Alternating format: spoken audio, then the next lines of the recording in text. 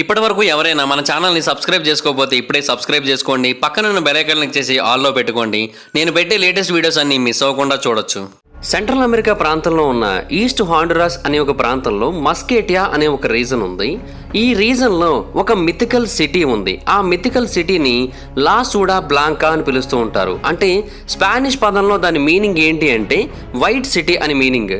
దీన్ని the city of legend అని కూడా పిలుస్తూ ఉంటారు.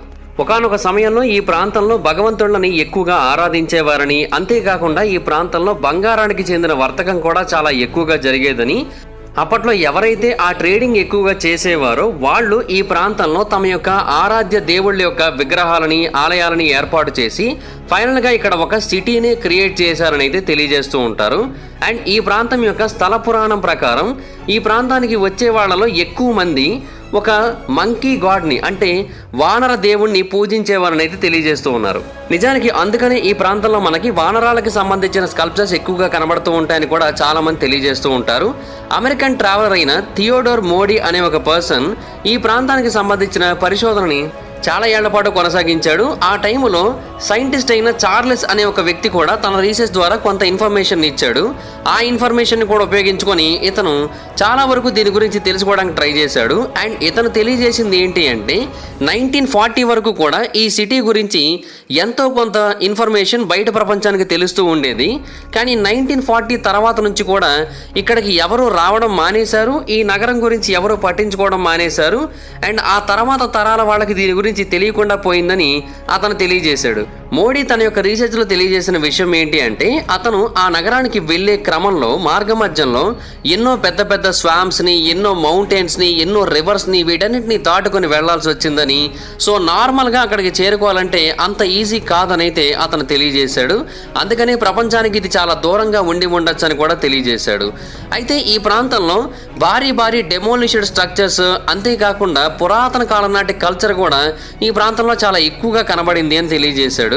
అక్కడ ఉన్న ఒక స్టెయిర్ కేస్ ఆధారంగా ఈ ప్రాంతంలో ఒకప్పుడు ఒక భారీ టెంపుల్ అయితే ఉండేది. అయితే ఆ తర్వాత అక్కడ టెంపుల్ని ఎవరో నాశనం చేశారో, అది ఎవరు చేశారనేది అయితే మనకు తెలియదు.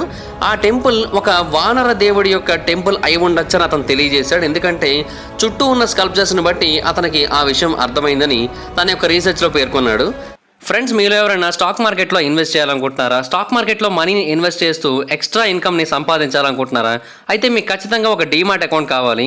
డీమాట్ అకౌంట్ని ఇవ్వడానికి ఇండియాలో చాలా కంపెనీస్ ఉన్నాయి, but angel one and Upstox is the best companies. ఈ కంపెనీస్ యొక్క లింక్స్ని నేను కింద డిస్క్రిప్షన్లో ఇచ్చాను. వాటి మీద క్లిక్ చేసి మీరు ఇప్పుడే డీమాట్ అకౌంట్ ఓపెన్ చేసుకొని మీ స్టాక్ మార్కెట్ ఇన్వెస్ట్మెంట్ జర్నీని స్టార్ట్ చేయొచ్చు. రెండిట్లో మీరు డీమాట్ అకౌంట్ ఓపెన్ చేయడం కంప్లీట్గా ఫ్రీ. ఏంజిల్ వన్లో అయితే మీరు మీ ఫ్రెండ్స్ని రిఫర్ చేయడం ద్వారా కూడా మనీని ఎర్న్ చేయొచ్చు. స్టాక్ మార్కెట్లో లాసెస్ ఉంటాయి, ప్రాఫిట్స్ ఉంటాయి. సో స్టాక్ మార్కెట్ని డీప్గా స్టడీ చేసి, అనలైజ్ చేసి ఇన్వెస్ట్ చేసినట్టయితే మంచి ప్రాఫిట్స్ని సంపాదించవచ్చు. ఇప్పుడే డీమాట్ అకౌంట్స్ని ఓపెన్ చేసుకోండి, బట్ పూర్తి స్థాయిలో స్టాక్ మార్కెట్ గురించి అవగాహన వచ్చిన తర్వాతే ఇన్వెస్ట్ చేయండి. లింక్స్ డిస్క్రిప్షన్లో ఉన్నాయి, వాటి మీద క్లిక్ చేసి అకౌంట్స్ ఓపెన్ చేసుకోండి. అయితే మోడీ చెప్పింది ఏంటి అంటే ఇక్కడ ఉన్న భగవంతుడు హిందూ గాడ్కి ఈక్వల్గా ఉన్నారు అని తెలియజేశాడు. అంటే అమెరికాలో కూడా హిందూ గాడ్ యొక్క డామినేషన్ కానీ, లేదంటే హిందూ గాడ్కి సంబంధించిన ఆనవాళ్లు కానీ ఉన్నాయి అంటే ఇండియాకి ఈ ప్రాంతానికి ఏదైనా సంబంధమైనా ఉండి ఉండాలి, లేదంటే హనుమంతుల వారికి ప్రపంచవ్యాప్తంగా భక్తులు ఉండి ఉండాలి. ఆయన నమ్మే వాళ్ళ సంఖ్య ప్రపంచంలోని వేరు వేరు ప్రాంతాలలో ఉండి ఉండాలి, కేవలం భారతదేశంలో మాత్రమే కాకుండా అని అయితే ఆయన తెలియజేశాడు.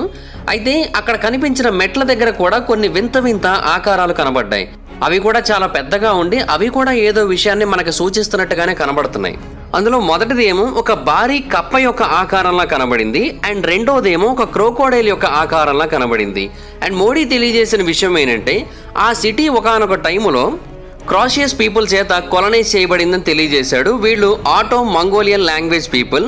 వాళ్ళు ఆ ప్రాంతంలో వేల సంవత్సరాలకి ముందు నుంచి నివసించి ఉండొచ్చు, లేదంటే కొన్ని వందల సంవత్సరాల ముందు నుంచి నివసించి ఉండొచ్చు అని అయితే అతను తెలియజేశాడు. మోడీ మరియు బ్రౌన్ వీళ్ళిద్దరూ కూడా ఆ ప్రాంతం నుంచి కొన్ని వందల ఆర్టిఫాక్ట్స్ని బయట ప్రపంచానికి తీసుకొని వచ్చారు. వాటన్నిటి గురించి కూడా తర్వాత చాలా పరిశోధనలు అయితే చేశారు. ఆ తర్వాత వాటన్నిటిని కూడా ప్రస్తుతానికి న్యూయార్క్ సిటీలోని అమెరికన్ ఇండియన్ మ్యూజియంలో అయితే భద్రపరిచారు. అండ్ ఆ ప్రాంతంలో వాళ్ళకి కొన్ని మెటల్ రేజర్స్ కనబడ్డాయి, స్టోన్ బ్లేడ్స్ కనబడ్డాయి, ఒక ఫ్లూట్ కనబడ్డది, స్టోన్ స్టాట్యూస్ కనబడ్డాయి, అంతేకాకుండా కొన్ని స్టోన్ టూల్స్ కూడా బయటపడ్డాయి. వాళ్ళిద్దరూ తెలియజేసిన దాని ప్రకారం వాళ్ళిద్దరికీ కూడా ఆ ప్రాంతంలో బంగారం, ప్లాటినం, సిల్వర్ వీటన్నిటికంటే ముఖ్యంగా ఆయిల్కి సంబంధించిన అవశేషాలు కూడా బయటపడ్డట్టుగా తెలియజేశారు. అండ్ యూనివర్సిటీ ఆఫ్ హూస్టన్ మరియు national centre of laser mapping వాళ్ళ యొక్క సహాయాన్ని తీసుకొని ఈ ప్రాంతంలో కొంత టెక్నాలజీని ఉపయోగించి ఈ ప్రాంతం యొక్క అసలైన రూపురేఖలను తెలుసుకోవడానికి ట్రై చేశారు. అండ్ అలా తెలుసుకున్న విషయం ఏంటి అంటే ఈ ప్రాంతంలో ఒక పెద్ద ప్లాజా కూడా ఉంది, దాంట్లో ఏన్షియంట్ పిరమిడ్స్ కూడా ఉన్నాయి. అవన్నీ ఏ ప్రాంతంలో అయితే వీళ్ళు నగరం ఉంది అనుకుంటున్నారో దానికి చాలా దూరంగా ఉన్నాయని తెలియజేశారు. ప్రస్తుతానికైతే వాటన్నిటిని కూడా బయటకు తీసుకొచ్చే ప్రయత్నాలు అయితే చేస్తున్నారు. ఆ పిరమిడ్స్ ఏమో ఆ హాండరస్ యొక్క ఈస్టర్న్ ఎండ్లో ఉన్నాయి. అండ్ వీళ్ళకి ఆ మంకీ గాడ్ యొక్క టెంపుల్ కనబడిందని చెప్పాను కదా, అదేమో దాని యొక్క వెస్టర్న్ భాగంలో ఉంది. అక్కడ ఉన్న సిటీ పేరు కోపాన్. చాలా మంది ఆ భగవంతుణ్ణి ఎందుకని ఇండియాలో ఉన్న హనుమంతుల వారితో పోలుస్తున్నారు అంటే హిందూ పురాణాలలో చెప్పిన చాలా రకాల అంశాలు ఇండియాలో మాత్రమే మ్యాచ్ అవ్వడం కాదు, ఆ ప్రాంతంలో కూడా మ్యాచ్ అవుతున్నాయి. అందుకని వాళ్ళు అక్కడ ఉన్నది హనుమంతుల వారే అయి ఉండొచ్చు అని నమ్ముతున్నారు. Trident of Peru south America అనే ఒక పుస్తకం ఉంది. అండ్ అందులో ఉన్న ఇన్ఫర్మేషన్ మాత్రమే కాకుండా రామాయణంలోని యుద్ధకాండలో కూడా మనకి ఒక అంశం చాలా స్పష్టంగా తెలియజేస్తూ ఉంటుంది. అదేంటంటే హనుమంతుల వారు పాతాళ లోకంలోకి ప్రయాణించారు. అది సెంట్రల్ అమెరికా మరియు బ్రెజిల్లో ఉందని అయితే చాలా మంది నమ్ముతూ ఉంటారు. అంటే ఇండియా యొక్క ఆపోజిట్ సైడ్ ఉందని అయితే నమ్ముతూ ఉంటారు. ఎందుకంటే ఇండియా నుంచి భూమి లోపలికి ఎగ్జాక్ట్గా తవ్వుకుంటూ వెళ్ళినట్టయితే మనం మళ్ళీ బయటకు వచ్చేది బ్రెజిల్ సైడే అని అయితే చాలా మంది అభిప్రాయపడుతూ ఉంటారు. ఇన్ఫ్యాక్ట్ అది జాగ్రఫికల్గా కరెక్టే కూడా. సో ఆ పరంగా చూసుకున్నట్టయితే ఆ టైంలో హనుమంతుల వారు ప్రయాణించింది సౌత్ అమెరికాకి. అంతేకాకుండా హనుమంతుల వారు తన కొడుకైన మకరధ్వజుణ్ణి కూడా ఆ ప్రాంతానికి రాజుగా నియమించాడు. ఎందుకంటే పాతాళలోకపు రాజు చనిపోయాడు కాబట్టి. ఆ తర్వాత హనుమంతుల వారు అక్కడి నుంచి తిరిగి వచ్చేశారు. అయితే హనుమంతుల వారి యొక్క కథ ప్రకారంగా కనుక చూసుకున్నట్టయితే తన కొడుకు ఆ ప్రాంతంలోనే నివసించాడు, ఆ ప్రాంతాన్ని పరిపాలించాడు. ఆ ప్రాంతంలో ఒక పెద్ద నగరాన్ని ఏర్పాటు చేసుకుని అక్కడ ఉన్న ప్రజలందరినీ కూడా చాలా సంతోషంగా చూసుకోవడం మొదలుపెట్టాడు. మరి అలాంటప్పుడు తన తండ్రికి సంబంధించిన విగ్రహాలను కానీ తన తండ్రికి సంబంధించిన ఆలయాలను కానీ అక్కడ ఏర్పాటు చేసే అవకాశం 100కి 100% ఉంటుంది కదా. ఇది ఈ అంశాన్ని బలపరుస్తున్న ఒక విషయం కాగా, రెండో అంశం ఏంటి అంటే ఏన్షియంట్ అమెరికన్స్ కానీ సెంట్రల్ అమెరికన్స్ కానీ సౌత్ అమెరికన్స్ కానీ వీళ్ళలో చాలామంది వాళ్ళు నమ్మే దేవుళ్ళ యొక్క విగ్రహాలకి రెడ్ కలర్ పెయింటింగ్ వేస్తారు. ఎందుకంటే పెరువులో వాళ్ళకి దొరికిన ఒక పురాణ గ్రంథం ప్రకారంగా అక్కడి భగవంతులందరికీ కూడా ఎర్రటి రంగునే వేయమని తెలియజేస్తూ ఉంటుంది. సో దాన్నే వాళ్ళు వాడుతూ ఉంటారు. అండ్ వాళ్ళ మీద వేదిక్ ఇన్ఫ్లుయెన్స్ ఉంది అనడానికి ఇది కూడా ఒక ఎగ్జాంపుల్ అని అయితే చాలా మంది నమ్ముతూ ఉంటారు.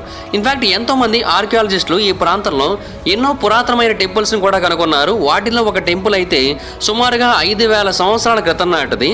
అది మనకు కనబడింది కూడా ఎల్ పారాసియో సైట్ దగ్గర. ఇది చాలా అంటే చాలా ఫేమస్. ఇది లీమా సైట్కి చాలా దగ్గరగా ఉంటుంది. లీమా అంటే పెరు యొక్క క్యాపిటల్. ఆ పెరాసియో కాంప్లెక్స్ యొక్క వెస్టర్న్ పార్ట్లోనే మనకి ఒక టెంపుల్ లాంటిది కనబడింది. అండ్ ఆ ప్రాంతంలో చాలా స్టోన్ స్ట్రక్చర్స్ ఉన్నాయి. అంతేకాకుండా అక్కడ చాలా వాల్స్ ఉన్నాయి. వాటి మీద ఎల్లో కలర్ క్లేని పెయింట్ చేయడం జరిగింది. అలాగే రెడ్ పెయింట్ కూడా అక్కడక్కడ కనబడుతూ ఉంది. అండ్ ఇదంతా కూడా 5000 సంవత్సరాల పురాతనమే జరిగిందని అయితే చాలామంది నమ్ముతూ ఉంటారు. అండ్ ఆ టెంపుల్ని టెంపుల్ ఆఫ్ ఫైర్ అని పిలుస్తూ ఉంటారు. అండ్ అది వెస్టర్న్ పార్ట్లో కనుగొనడం వల్ల ఆ పార్ట్ ఎల్ పిరాసియో పిరమిడ్లో భాగం అవడం వలన ఆ ప్రాంతంలో ఊహకందనిదేదో ఉందనైతే చాలామంది నమ్మడం మొదలుపెట్టారు. అంతేకాదు ఆ ప్రాంతంలో కొన్ని కుకింగ్స్ జరిగినట్టుగా, కొన్ని రిచువల్ ఆఫరింగ్స్ జరిగినట్టుగా కూడా కొంతమంది కనుగొన్నారు. ఆ ప్రాంతంలో చాలామంది రీసెర్చర్లు వచ్చి పరిశోధనలు చేశారు. వేరు వేరు టీములతో వేరు వేరు రకాలుగా పరిశోధనలు చేశారు. వాళ్ళందరూ కలిపి కామన్గా చెప్పింది ఏంటంటే ఆ ప్రాంతంలో ఒకానొక టైంలో చాలామంది ప్రీస్టులు ఉండేవారు. వాళ్ళందరూ కూడా అక్కడి భగవంతుళ్ళకి పూజలు కూడా చేసేవారని తెలియజేశారు. దీనికి కావాల్సిన ఆధారాలు కూడా వాళ్ళ దగ్గర ఉన్నాయి. ఇన్ఫ్యాక్ట్ సౌత్ అమెరికా యొక్క ఏన్షియంట్ కల్చర్స్కి ఇండియా యొక్క కల్చర్స్కి మధ్య కూడా కొన్ని సిమిలారిటీస్ అయితే ఉన్నాయి. కానీ వాటిని అంత ఈజీగా ఎక్స్ప్లెయిన్ చేయలేం.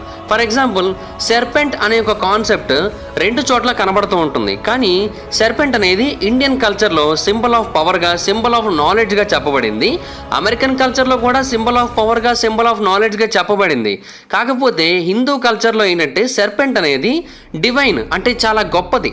ఎందుకంటే మనకందరికీ తెలిసిందే విష్ణుమూర్తి పవలించేదే శేషపాన్పుపై, అంటే పాము మీదే.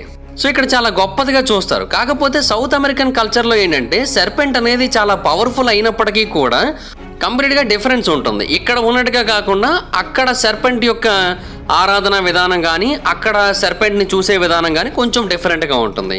అలాగే ఇంకొక సిమిలారిటీ కూడా ఉంటుంది, అదే కాన్సెప్ట్ ఆఫ్ సైక్లికల్ టైమ్. హిందూయిజంలో టైం అనేది ఒక ఎండ్లెస్ సైకిల్లా చూడబడుతూ ఉంటుంది. అండ్ దీంట్లో భాగంగా క్రియేషన్, డిస్ట్రక్షన్, రీబర్త్ ఇవి జరుగుతూ ఉంటాయి. హిందూ టెక్స్ట్లో మనకి యుగాలకు సంబంధించిన మెజర్మెంట్స్ చాలా క్లియర్గా చెప్పబడుతూ ఉంటాయి. ముఖ్యంగా విష్ణు పురాణంలో మనకు దీని గురించి చాలా అంటే చాలా స్పష్టంగా తెలియజేయబడింది. హిందువులలో కాలాన్ని మహాయుగంగా కొలుస్తారు. ఈ మహాయుగంలో 4 చిన్న చిన్న యుగాలు ఉంటాయి. అవన్నీ కూడా 4:3:2:1 రేషియో కింద డివైడ్ చేయబడుతూ ఉంటాయి.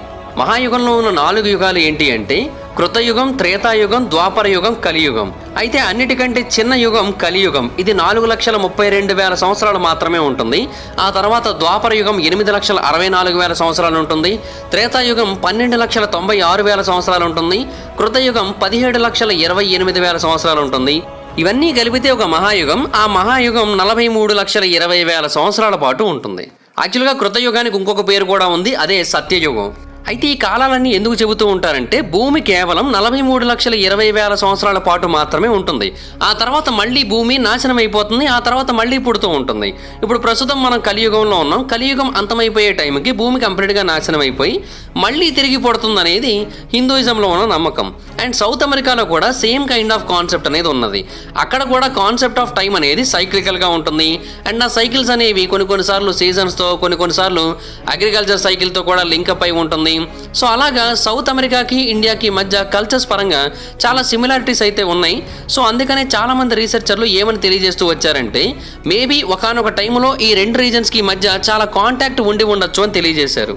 కొంతమంది ఏమని చెప్పారంటే పురాతన కాలం నాటి ఇండియన్ ట్రేడర్స్ కానీ లేదంటే ఇండియన్ ఎక్స్ప్లోరర్స్ కానీ సౌత్ అమెరికా వరకు ప్రయాణించి వాళ్లతో పాటుగా ఎన్నో రకాల వస్తువుల్ని తీసుకొని వచ్చి వాటితో పాటుగా ఇండియన్స్ యొక్క నాలెడ్జ్ని, ఇండియన్స్ యొక్క కల్చర్ని కూడా ఆ ప్రాంతానికి తీసుకొని వచ్చి అక్కడ దాన్ని స్థాపించి ఉండొచ్చు అని కూడా తెలియజేస్తున్నారు. కాకపోతే దీనికి ఒక ప్రాపర్ ఎవిడెన్స్ అయితే లేదు, కేవలం కొన్ని థియరీస్ మాత్రమే ఉన్నాయి. సో ఏది ఎగ్జాక్ట్గా వాస్తవం అనేది ఎవరికి కూడా పూర్తిగా తెలియదు.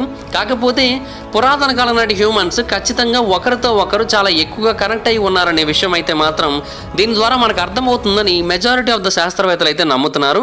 అది ట్రేడింగ్ పరంగానా, కల్చర్ పరంగానా, లేదంటే ఒకప్పటి పురాణాలు చెప్పినట్టుగా పాతాళ లోకం అనేది నిజమే అయినట్టయితే హనుమంతుల వారి పుత్రుడే ఇక్కడ హనుమంతుల వారి కోసం ఒక నగరాన్ని, హనుమంతుల వారి కోసం ఆలయాలని ఏర్పాటు చేసి ఉండొచ్చు. ఏమో మరి ప్రస్తుతానికైతే ఎవరు దీని గురించి ఎగ్జాక్ట్గా జవాబు చెప్పలేకపోతున్నారు.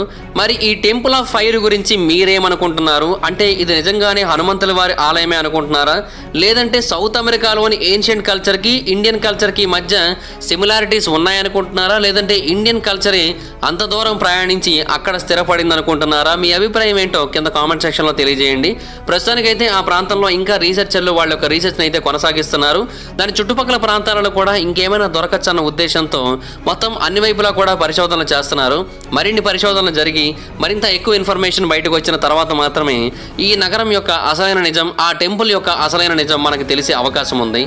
ప్రస్తుతానికైతే ఇది ఒక అన్సాల్వ్డ్ మిస్టరీగానే మిగిలిపోతుంది. So that's it guys, this is the video కనుక మీకు నచ్చినట్టయితే లైక్ చేయండి, వీడియోని షేర్ చేయండి. ఇప్పుడు కారణం మన ఛానల్ని సబ్స్క్రైబ్ చేసుకోకపోతే ఇప్పుడే సబ్స్క్రైబ్ చేసుకోండి. పక్కన బెల్ ఐకాన్ ఆల్లో పెట్టుకోండి, నా ఫర్దర్ మిస్ అవ్వకుండా చూడొచ్చు. చాలా మంది చూస్తాను కానీ సబ్స్క్రైబ్ చేసుకోవట్లేదు. So please try to subscribe and click the bell icon also. నా ఇన్స్టాగ్రామ్ ఐడి జబర్దస్త్ మహీధర్, మీరు అక్కడ కూడా వచ్చి నన్ను ఫాలో అవ్వచ్చు. Thank you so much guys, bye. Meet you next video, bye. Friends, మీరు ఎవరైనా స్టాక్ మార్కెట్లో ఇన్వెస్ట్ చేయాలనుకుంటున్నారా? స్టాక్ మార్కెట్లో మనీని ఇన్వెస్ట్ చేస్తూ ఎక్స్ట్రా ఇన్కమ్ని సంపాదించాలనుకుంటున్నారా? అయితే మీకు ఖచ్చితంగా ఒక డీమాట్ అకౌంట్ కావాలి. డీమాట్ అకౌంట్ని ఇవ్వడానికి ఇండియాలో చాలా కంపెనీస్ ఉన్నాయి, but angel one and Upstox is the best companies. ఈ కంపెనీస్ యొక్క లింక్స్ని నేను కింద డిస్క్రిప్షన్స్లో ఇచ్చాను. వాటి మీద క్లిక్ చేసి మీరు ఇప్పుడే డీమాట్ అకౌంట్ ఓపెన్ చేసుకొని మీ స్టాక్ మార్కెట్ ఇన్వెస్ట్మెంట్ జర్నీని స్టార్ట్ చేయొచ్చు. రెండిట్లో మీరు డీమాట్ అకౌంట్ ఓపెన్ చేయడం కంప్లీట్గా ఫ్రీ. ఏంజిల్ వన్లో అయితే మీరు మీ ఫ్రెండ్స్ని రిఫర్ చేయడం ద్వారా కూడా మనీని ఎర్న్ చేయొచ్చు. స్టాక్ మార్కెట్లో లాసెస్ ఉంటాయి, ప్రాఫిట్స్ ఉంటాయి. సో స్టాక్ మార్కెట్ని డీప్గా స్టడీ చేసి అనలైజ్ చేసి ఇన్వెస్ట్ చేసినట్టయితే మంచి ప్రాఫిట్స్ సంపాదించవచ్చు. ఇప్పుడే డీమాట్ అకౌంట్స్ ఓపెన్ చేసుకోండి, బట్ పూర్తి స్థాయిలో స్టాక్ మార్కెట్ గురించి అవగాహన వచ్చిన తర్వాతే ఇన్వెస్ట్ చేయండి. లింక్స్ డిస్క్రిప్షన్లో ఉన్నాయి, వాటి మీద క్లిక్ చేసి అకౌంట్స్ ఓపెన్ చేసుకోండి.